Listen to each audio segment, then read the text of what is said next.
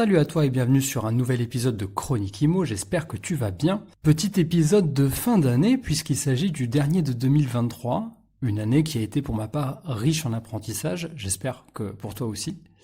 Donc c'est un épisode qui va parler, tu vas avoir des astuces pour réussir à trouver des matériaux au bon prix, j'ai envie de dire, voire même à un très bon prix. L'idée c'est de les acheter le moins cher possible, donc j'ai pas mal de petites astuces à te filer. Notamment des choses qui, je pense, t'as pas encore entendu parler, donc là c'est un retour de terrain que je vais te donner. Mais c'est vrai que concernant cette année 2023, ça a été riche en émotions de mon côté. Déjà, je voulais juste te dire qu'il y a 2 ans, lorsque j'ai quitté le salariat, je dis juste ça et après j'arrête avec ma bullshit motivation parce que sinon ça va te saouler. Mais juste pour te dire qu'il y a 2 ans, quand j'ai quitté le salariat, et alors j'en ai parlé à très peu de personnes évidemment, mais le peu de personnes à qui j'ai dit que je ne comptais pas repartir dans le salariat et que je comptais juste me professionnaliser en immobilier et éventuellement lancer un podcast, j'en ai très peu parlé au final, mais à ceux à qui j'en ai parlé, j'ai eu quand même des grimaces et des gens qui m'ont dit attention, fais attention à toi. Je pense que c'était vraiment pas avec une mauvaise intention, mais plus pour me dire t'as une bonne situation, t'as un bon salaire, qu'est-ce que tu vas te faire, entre guillemets, chier à entreprendre avec toutes les difficultés que l'on connaît à l'entrepreneuriat. Bon, moi, j'avais pas trop l'impression d'être concerné par cette vision-là, puisque j'entreprenais déjà depuis 10 ans. Pour moi, l'immobilier tel que je le vis, c'est de l'entrepreneuriat. Donc bon. Bref, tout ça pour dire que ça a été une année riche en apprentissage, parce que c'était la 2e année du podcast, et que le podcast est devenu officiellement un média. Qu'est-ce que ça veut dire pour toi? Ça change pas grand-chose, parce que comme tu as pu le voir, la ligne éditoriale est restée la même. T'as pas des grosses pubs gênantes tout au long du podcast, etc. La production s'est un petit peu améliorée. Ça a permis quoi? Ça a permis d'avoir notamment des marques qui me contactent pour passer sur le podcast ou pour que je parle de leurs produits ou de leurs services au cours de certains podcasts. Tu t'en es peut-être même pas rendu compte, tellement ça a été fait subtilement à certains moments, et à d'autres moments, on a carrément fait des interviews avec les entreprises. Donc tu vois, ça c'est ce que ça veut dire en fait quand le podcast devient un média, c'est qu'en fait ça devient en quelque sorte un canal de communication pour certaines entreprises qui ont pour cible les auditeurs de mon podcast, à savoir des investisseurs ou des néo-investisseurs. Voilà, des gens qui rénovent, des gens qui, je sais pas moi, qui achètent de l'immobilier, qui ont besoin d'outils, qui ont besoin de financement, etc. Donc voilà en gros ce que c'est devenu Chronique Imo, tout en sachant que c'est le tout début. Donc ne te mets pas en tête que c'est une entreprise qui brasse des milliers, pas du tout. Sinon je prendrais quelqu'un pour faire une grande partie de la post-prod et tout le tralala. D'ailleurs, ça c'est une des choses qu'il faut que je fasse, que je trouve une épaule solide pour m'accompagner sur 2024, mais c'est un autre sujet. Côté immobilier, je me suis enfin professionnalisé, c'est-à-dire que maintenant je réfléchis plus du tout en particulier, mais uniquement en pro. Donc c'était déjà le cas avec les SCI, mais maintenant peut-être que les opérations vont plus être de l'acabit du marchand de biens, de la division et de la revente. Donc affaire à suivre, je vous tiendrai au courant évidemment dans un épisode consacré. Et puis surtout, quand je dis que cette année a été riche en apprentissage, c'est que j'ai rencontré un peu plus d'une 40aine d'investisseurs et d'entrepreneurs de l'immobilier, et ou du bâtiment, donc ça va dépendre. Et j'ai passé entre 1h30 et 3 heures de temps avec chacune de ces personnes. Donc évidemment, c'était dans le cadre du podcast, mais faut que tu imagines que pour chaque épisode, il y a souvent de la préparation. Donc il y a souvent un entretien minimum ou 2 au préalable. Et si possible, on se voit en physique. Quand c'est pas possible, tant pis, mais quand on peut, on le fait en physique. Et lors de ces rendez-vous en physique, ça peut durer longtemps. Ça peut être lors d'un repas ou juste un café. Mais j'en profite pour tirer le maximum de ces rencontres et de ces échanges. Donc voilà, je dis souvent qu'à chaque fois que je rencontre une personne, elle m'aide à obtenir mon MBA de businessman. Voilà. Donc grâce à ces rencontres, plus de 40 entrepreneurs et investisseurs J'ai l'impression d'en savoir plus que quelqu'un qui aurait fait une grande école de commerce américaine, par exemple, ou ce genre de choses. Donc j'ai vraiment très hâte de 2024. En tout cas, le podcast continue sur la même lancée, donc un épisode par semaine tous les lundis matins à 10h30. Sur la partie immobilière, il y a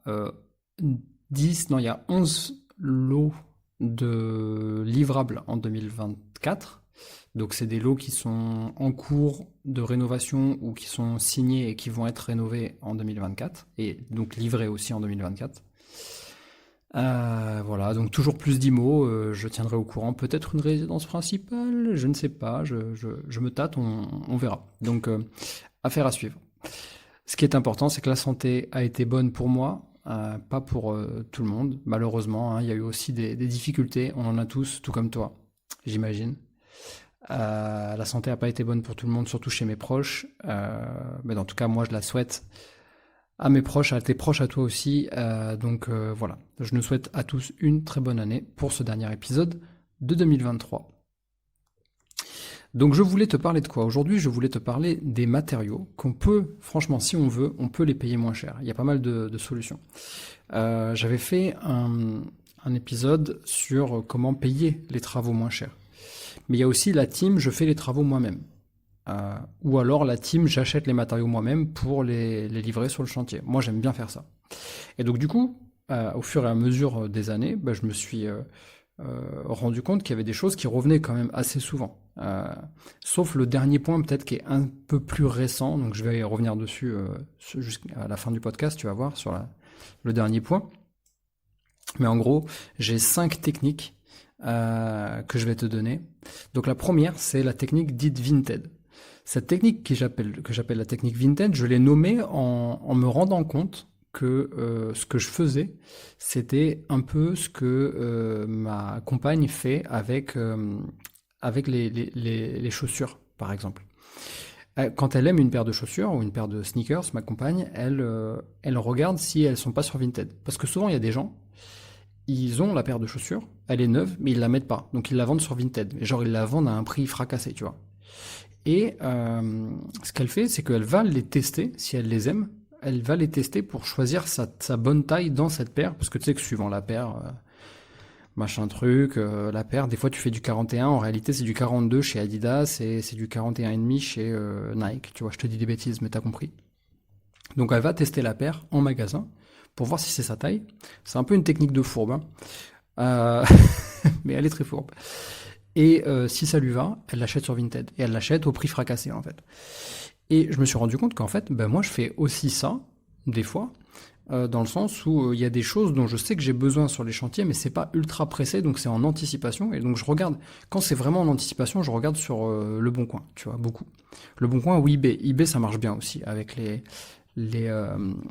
pour les reventes de choses que les gens n'ont pas utilisées. Et donc du coup, je vais vérifier auprès d'un professionnel si c'est bien ça qu'il me faut, ou alors je vais directement chez Casto ou un autre, peu importe, Leroy Merlin, vérifier si c'est bien ça qu'il me faut. Donc je parle avec un vendeur, ou alors je parle avec mon plombier s'il s'agit d'une pièce de plomberie, etc. Et je l'achète façon technique Vinted, donc sur Le Bon Coin ou sur eBay.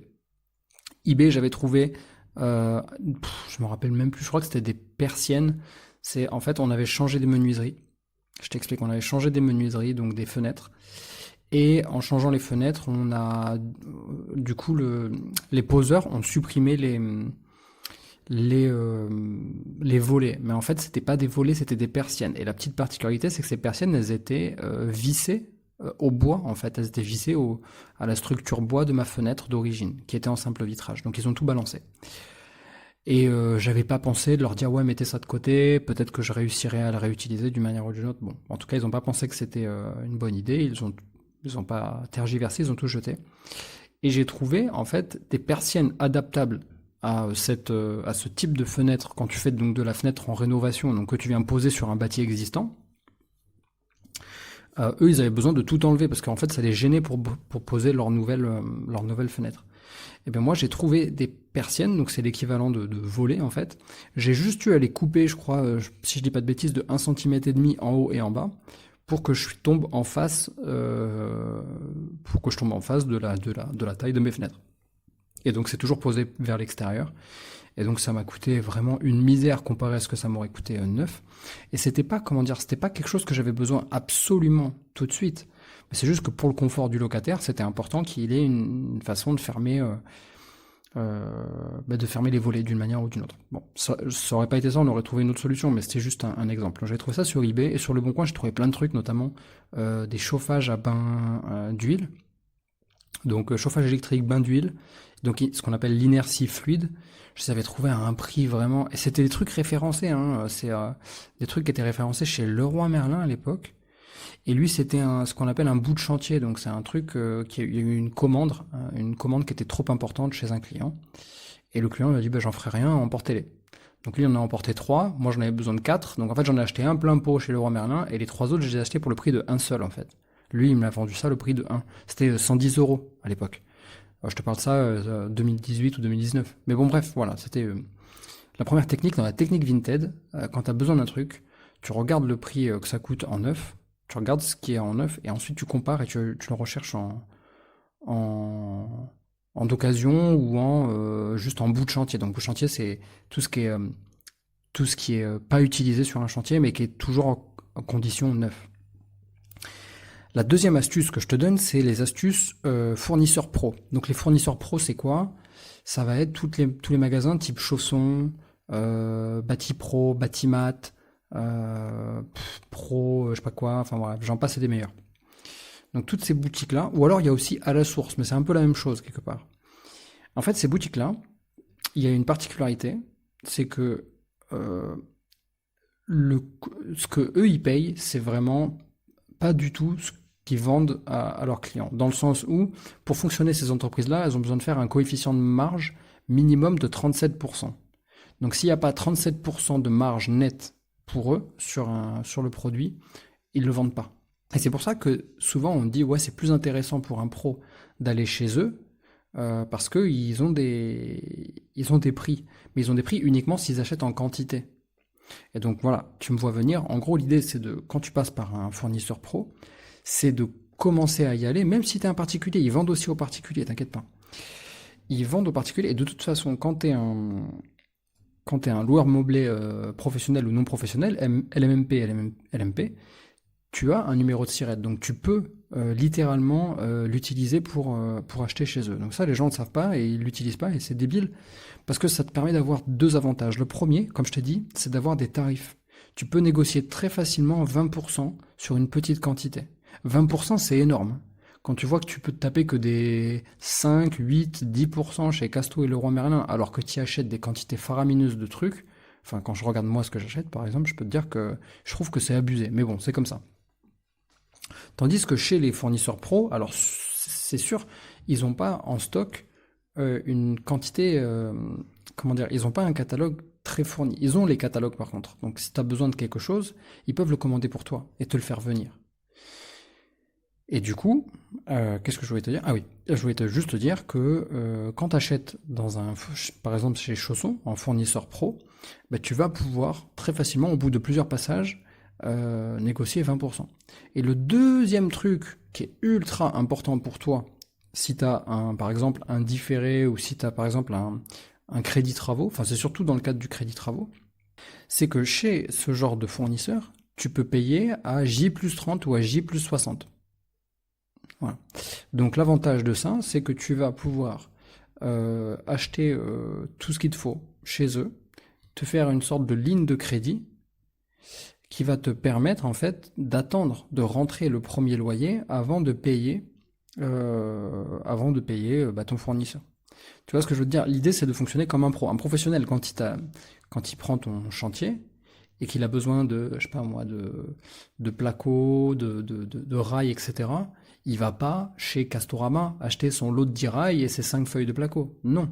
Il va chez Promat, il fait, ou chez Batipro, je sais pas quoi, il fait une ligne pour toi, où en fait il y a son nom et à côté il y a ton nom, comme ça il sait que ça représente ton chantier, et en fait il attend que tu le payes lui. Donc en fait lui il te fait des factures, toi tu débloques l'argent auprès de ta banque t'envoie l'argent ou lui envoie l'argent à lui, et lui avec cet argent, ben, il va payer ses matériaux. Voilà, tout simplement. Donc c'est comme ça que l'économie fonctionne dans le bâtiment. En fait, c'est pour ça que l'économie du bâtiment est un peu à mal en ce moment, tout simplement parce que le financement bancaire est un peu à mal. Donc si il n'y a pas de financement et de fortiori moins de financement pour les travaux, il y a moins d'argent pour les fournisseurs professionnels. Bref, c'est un autre sujet. Euh, donc même si tu n'es pas un professionnel, dans le sens un artisan ou une boîte de bâtiment, t'inquiète, tu peux quand même aller acheter chez les fournisseurs professionnels ou directement à la source. Moi j'avais une petite anecdote, j'avais travaillé pour quelqu'un. Là, je te parle une sombre période de ma vie où j'acceptais tous les petits boulots parce que j'avais vraiment la dalle, j'avais pas beaucoup de thunes. Et donc, je bossais les soirs dans un bar à cocktail, la journée, j'allais bosser, j'allais débiter du bois dans une scierie, dis-toi. Big up au 87, c'était à Saint-Thierry-la-Perche. Donc, c'était juste à côté de Limoges et l'idée, c'était d'aller aider un gars qui avait vu parce que c'était une maison, je pense, une maison brûlée, ouais, une partie ou un immeuble où il faisait des appartements brûlés. Et donc du coup, j'allais l'aider à débiter des grandes billes de bois pour avoir des poutres fraîches, etc. Et c'est lui qui m'a appris qu'en fait, ton bois, si tu l'achètes directement à la scierie, tu le payes 50 à 60% moins cher que chez ton fournisseur ou chez Casto. Parce qu'en fait, comme je t'ai expliqué, pour que ces entreprises fonctionnent, elles doivent marger à 0,35 ou 0,37 minimum. Donc 0,37 une fois le fournisseur pro ou le grossiste, 0,37 une fois de plus Casto, par exemple, tu es déjà à 72%. Donc en fait, ils ont acheté, quand tu achètes ton bois à 100 euros à Casto, en fait, la scierie, elle l'a vendu à son premier intermédiaire, elle l'a vendu 30 euros. Voilà, le même bois. Et tout le reste, c'est de la marge pour faire vivre l'économie. Donc quand j'ai appris ça, mon gars, j'ai arrêté d'acheter du bois, évidemment. Enfin, j'ai surtout pas fait l'erreur quand j'ai eu besoin de le faire. Donc là, par exemple, un des derniers trucs qu'on a fait dans un immeuble, on avait besoin de renforcer une structure sur des poutres qui étaient qui étaient pas affaissées mais qui avaient été rongées par du Capricorne. On a été chercher des poutrelles, donc des poutres un peu plus fines. On était chercher directement, alors pas à la scierie, mais au premier intermédiaire. Donc au lieu de les acheter 100 euros, on les a achetés à 68 euros, à peu près. Je te fais le prorata pourcentage par rapport à mon exemple de tout à l'heure. C'est pas le prix qu'on a acheté nos poutrelles de bois, évidemment. Voilà, donc ça c'était l'astuce numéro 2, fournisseur pro ou directement à la source. Et puis il y a un petit truc juste que j'ai oublié de dire, mais ce qui est génial avec ces gens-là, c'est que leurs conseils valent de l'or. Donc discuter avec les gens chez le fournisseur pro ou directement chez le fournisseur à la source, donc par exemple chez le métallier, chez le ferronnier, à la scierie, etc. Donc en fait ce que je cherchais c'était à l'usine de métallurgie. Donc si tu as besoin de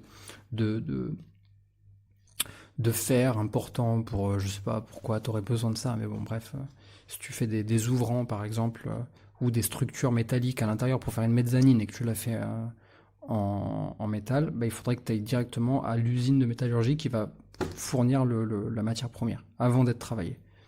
Parce que là tu auras les meilleurs matériaux. Et en fait en parlant avec ces gens-là, ce que je voulais dire, je suis en train de déblatérer pour rien, hein, mais ce que je voulais te dire c'était que ces gens-là ils te donnent des conseils en or, parce que c'est eux qui connaissent le matériau.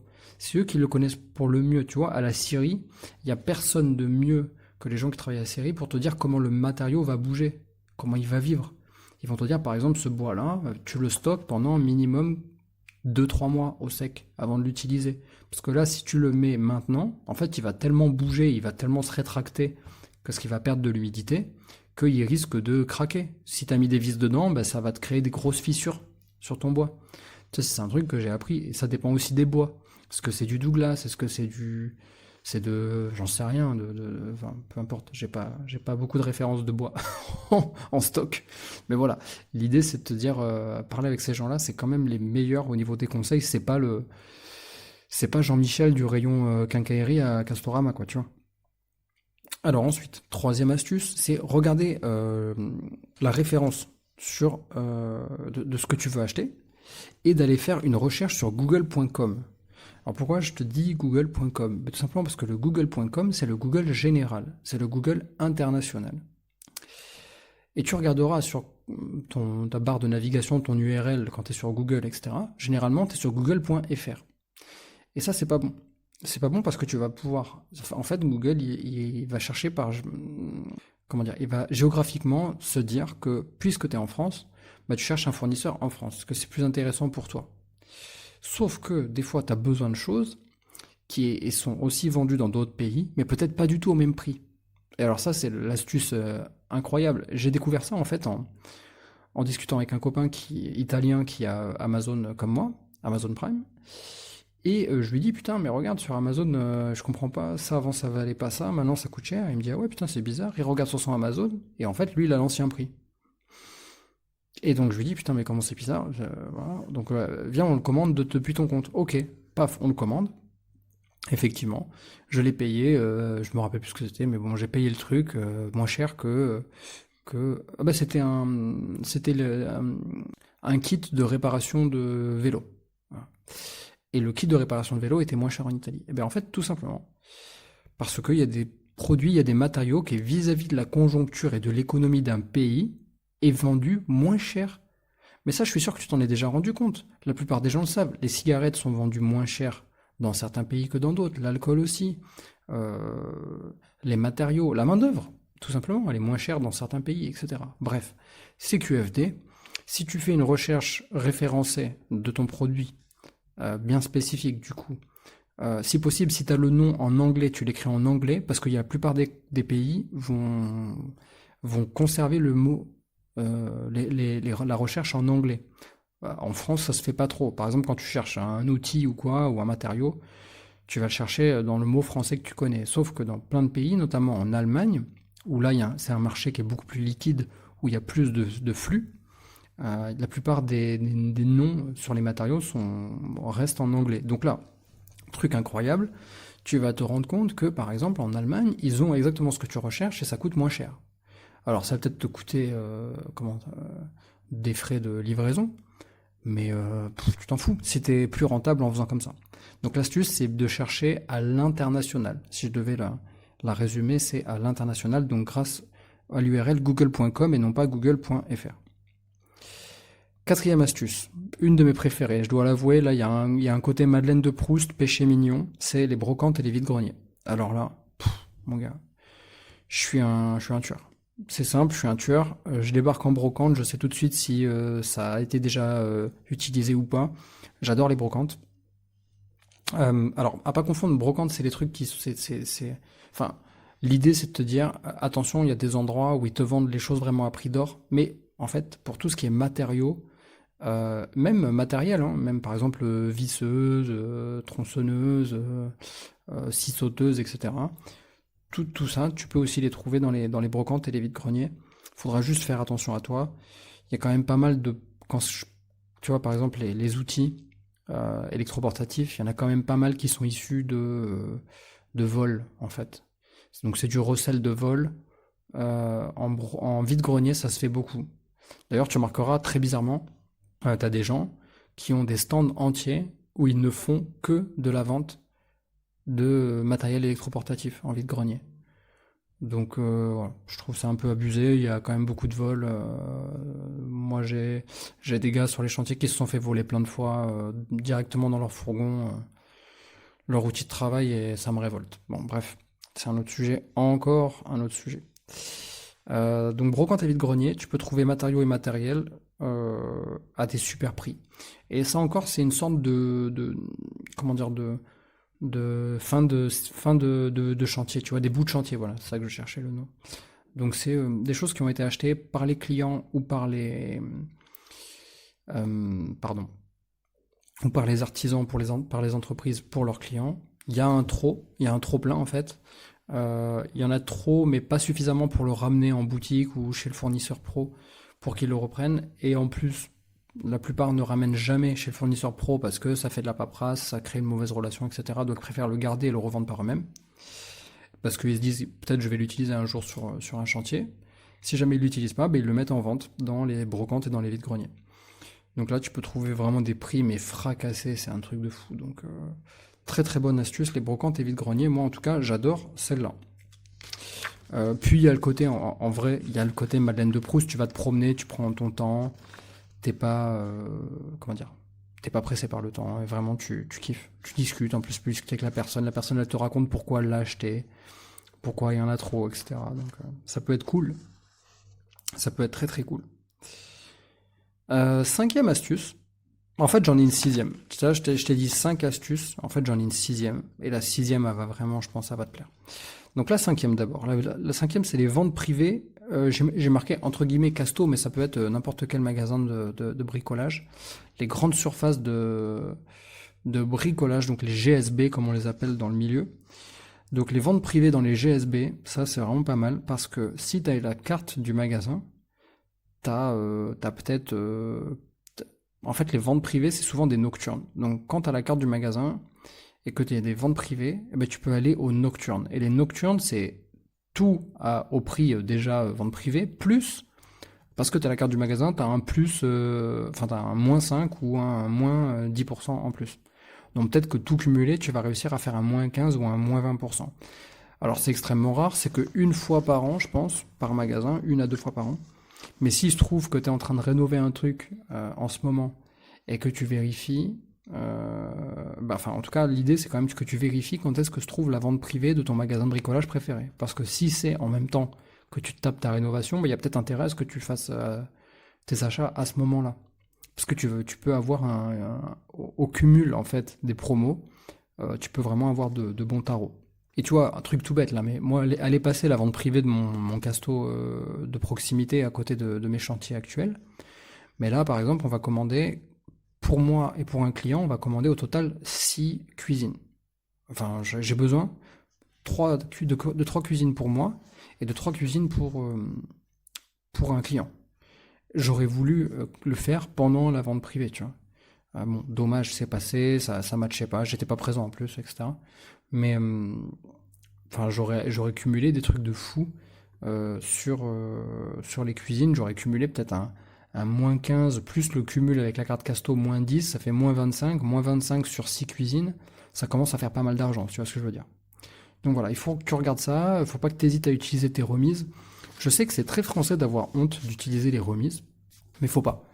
Je te le dis, si t'as des remises, si t'as accès à une carte, si t'as accès à des avantages en magasin, si t'as accès à quelqu'un dans le magasin, n'hésite pas, putain, fais des économies. Voilà, mets ton ego de côté et voilà, fais des économies parce que ça, c'est des petits points que tu vas gratter pendant juste, en fait, le temps de la réno. Donc c'est du travail en quelque sorte. Ça te prend de la matière grise d'aller chercher toutes ces informations, de comparer, de trouver les meilleurs tarifs, etc. Mais tu le fais que pendant le temps des matériaux. Après, les loyers, ils rentrent tous les mois. Tu vois ce que je veux te dire? Donc en fait, tu gagnes de l'argent. C'est comme gagner de l'argent à l'achat en fait. C'est comme quand tu achètes ton immobilier. Donc on dit souvent tu gagnes de l'argent à l'achat immobilier, c'est vrai. Mais tu gagnes aussi de l'argent à l'achat de tes matériaux. C'est de l'argent que tu gagnes tout au long de la possession de ton immobilier. Donc voilà. C'est un petit biais qu'il faut te rappeler. Et donc le sixième point, donc là c'est vraiment le dernier pour cette fois-ci. Allez, sixième point. Là c'est vraiment un truc, on n'en a pas beaucoup entendu parler, donc j'avais vraiment envie de leur consacrer un moment. C'est les sites de réemploi. Alors, tu vas me dire qu'est-ce que c'est que cette histoire? Rien à voir avec Pôle emploi. Les sites de réemploi, c'est les réemplois de matériaux. C'est une sorte de site où en fait c'est des sites spécialisés sur la récupération de matériaux provenant de chantiers. Donc soit des choses qui ont été montées, et alors attention, il y a 2 choses. Il y a le réemploi, qui en fait signifie les choses qui ont déjà été montées une première fois, qui ont été démontées proprement, qui ont été vérifiées, le bon état de fonctionnement, pour pouvoir être revendues, donc à un prix de fou, évidemment. Puis il y a aussi, sur ces mêmes sites, des choses qui n'ont juste pas été vendues, des bouts de chantier, comme j'ai déjà expliqué ce que c'était que le bout de chantier tout à l'heure. Donc, quoi te dire de plus que c'est déjà génial pour la planète parce que c'est des entreprises qui prennent par exemple des partenariats, pour te donner un exemple, avec Bouygues Immobilier, Vinci, Eiffage, j'en passe, en fait tous les gros mastodons de la promotion qui détiennent des bâtiments, et ces bâtiments, en fait, des fois, ils ont un changement de destination. Donc je te donne un exemple. Tu pourrais avoir un étage entier d'une tour qui était une salle de sport, qui va devenir des logements, ou qui était des bureaux, qui va devenir un logement. Et donc du coup, dans les toilettes, ils vont démonter proprement toutes les vasques, tous les toilettes, qui sont généralement Saunier Duval ou tu vois De'Longhi, enfin des super marques que généralement le particulier achète pas parce que c'est 2 fois et demi, 3 fois le prix du premier prix, voire même plus, hein. Et donc du coup, bah, là tu les as vraiment à un prix fracassé, c'est en très bon état de marche, il y a une garantie pour certains, hein, en fait ils mettent un label en disant bon, nous on a bien vérifié donc on te garantit que pendant minimum 6 mois ça fonctionne, c'est pas pété, etc. Et moi j'adore parce que en fait c'est du recyclage, ça permet de faire des économies, en fait tout le monde y gagne là-dedans, et ça valorise un déchet, enfin un produit qui aurait pu être juste un déchet et qui aurait créé de la pollution parce qu'il aurait fallu trouver un autre moyen de le recycler, le briser en petits morceaux pour l'enterrer et attendre pendant des milliers d'années qu'il se recycle ou qu'il se décompose. Enfin voilà, t'as compris l'idée. Ou qu'il soit brûlé même, pour tout ce qui est bois. Des fois ça part à l'incinérateur. Enfin, en tout cas, c'est terrible. Et c'est pour ça que je trouve que c'est les sites de réemploi de matériaux spécialisés, c'est vraiment extraordinaire. Je sais pas comment les vendre en fait, ces sites, je sais pas trop comment faire, donc le mieux, je me suis dit, c'était de te faire la liste de ceux que j'ai pu vérifier. En fait, il y en a plus que ça, mais il y en a pas mal qui sont vérifiables. On peut voir qu'il y a du stock, ça rentre, ça sort, c'est quand même assez... voilà, ils sont reconnus. Il y a ceux que je t'ai listés juste en dessous et que je vais te dire dès maintenant. Ils ont tous un service après-vente, tu peux leur téléphoner, ils ont plusieurs sites en France, donc tous ne sont pas implantés partout, mais bon, à toi de faire ton tri et de faire tes recherches. Et puis voilà, ils ont un numéro de téléphone, tu peux les appeler, ils ont une adresse mail, tu peux les contacter. L'ordre est non exhaustif, hein. Donc j'ai noté cycleup.fr, baticycle.fr, planèteréemploi.fr, Scraps, donc Scraps en anglais ça veut dire gratter, tu vois, genre t'es venu gratter un truc sur le chantier. Scraps c'est détacher, enlever, tu vois, donc c'est vraiment très smart, ça s'invente pas. Donc scraps.fr, clovis.com, Clovis en fait, Kloovis.com, vendezvosmatériaux.fr, ça s'invente pas. boutdechantier.com, pareil, donc là clairement le nom du truc c'est le super URL, boutdechantier.com. Par contre, je sais plus lequel c'est, ouais, c'est vendezvosmatériaux.fr, je pense que c'est un truc qui date un petit peu, et il n'y a pas des matériaux partout en France, donc à voir, ça sera à toi de faire ton tri.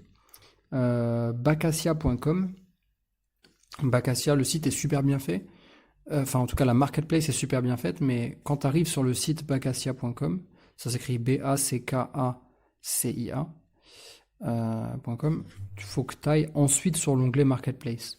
Et quand tu es sur la marketplace, c'est vraiment bien fait, il y a pas mal de stock, il y a des beaux trucs, il y a vraiment des beaux trucs. Il y a des fenêtres, notamment, j'ai halluciné sur le prix des fenêtres. C'est du neuf, hein. Ça n'a même pas été démonté, c'est juste des bouts de chantier. Qu'est-ce qu'on a? On a la Grande Réserve. Alors ça c'est pour nos amis du Sud, là, les sudistes, là. Ça, c'est une entreprise qui est basée à Lodève et je crois que c'est une association à la base. C'est une association, ils ont plus de 500 mètres carrés de stock et ça représente 250 tonnes de matériaux, c'est énorme. Ça s'appelle la Grande Réserve.fr. C'est situé à Lodève, donc ils n'ont qu'un seul site pour l'instant. Mais je vous invite à aller voir. Ça fonctionne un peu comme une association. Il faut payer un truc comme 3 € par an pour pouvoir aller acheter des trucs chez eux. Et puis ils ont aussi un système de déconstruction. C'est-à-dire que les chantiers, enfin il y a des gens qui peuvent les contacter pour que eux viennent démonter les choses. Enfin c'est vraiment très fort. Vraiment bien, c'est vraiment chouette ce qu'ils ont fait. Et le dernier de la liste c'est stockpro.fr. Stock-pro.fr. Voilà, donc je l'ai redit pour que tu comprennes bien. Cycleup.fr, baticycle.fr, planèteréemploi.fr, scraps.fr, clovis.com, vendezvosmatériaux.fr, boutdechantier.com, bacassia.com, lagrandereserve.fr et stockpro.fr. Voilà. En conclusion, qu'est-ce que je peux te dire? Je peux te dire que avec un tout petit peu de jugeote de la matière grise et en y accordant un peu de temps, tu peux économiser énormément sur tes matériaux de chantier.